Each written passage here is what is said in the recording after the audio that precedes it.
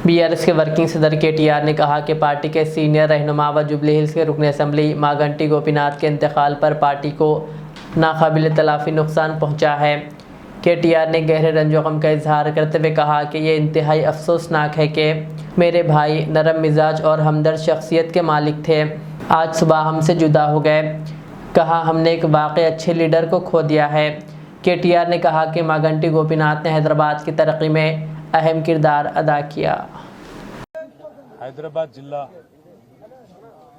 BRS party అధ్యక్షులు senior శాసనసభ్యులు Jubilee hills నియోజకవర్గం నుండి వరుసగా 3 సార్లు శాసనసభ్యుడిగా గెలుపొందడమే కాకుండా హైదరాబాద్ నగర అభివృద్ధిలో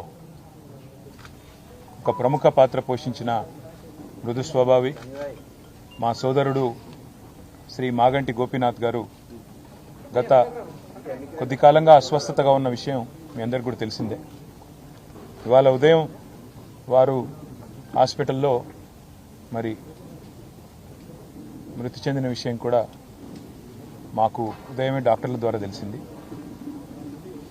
నిజంగా ఇది బీఆర్ఎస్ పార్టీకి అదేవిధంగా హైదరాబాద్ నగరంలో అభివృద్ధిని అదేవిధంగా హైదరాబాద్ నగరంలో ఇక్కడ ఉన్న అందరితో కలివిడిగా ఉండే ఒక నాయకుడిని కోల్పోవడం అనేది అందరికీ కూడా తీవ్రమైన ఆవేదనని తీవ్రమైన బాధని కలిగిస్తున్న సందర్భం. మీడియాని అదేవిధంగా మిగతా మా కార్యకర్తల్ని కూడా కోరేది, ఈరోజు వాళ్ళ గోపీనాథ్ గారి కుటుంబ సభ్యుల ఆలోచన మేరకు ఈరోజే అంత్యక్రియలు అంతిమ సంస్కారాలు మొత్తం ఏర్పాట్లన్నీ కూడా చేయాలని చెప్పి వాళ్ళ కుటుంబ సభ్యుల కోరిక మేరకు మరి ముందుకు పోతున్నాము. మధ్యాహ్నం 4:30 నుంచి రాహుకాలం వస్తుందని చెప్తున్నారు. కాబట్టి ఆ రాహుకాలం కంటే ముందే అంతిమ కార్యక్రమాలన్నీ కూడా ఏర్పాటు చేయాలని చెప్పి కుటుంబ సభ్యుల కోరిక మేరకి జూబ్లీ హిల్స్లోని మహాప్రస్థానంలో మధ్యాహ్నం 3 నుంచి 4 గంటల మధ్యన ఈ కార్యక్రమం పూర్తవుతుంది. ఎవరైనా కార్యకర్తలు కానీ నాయకులు కానీ మిగతా వారి అభిమానులు కానీ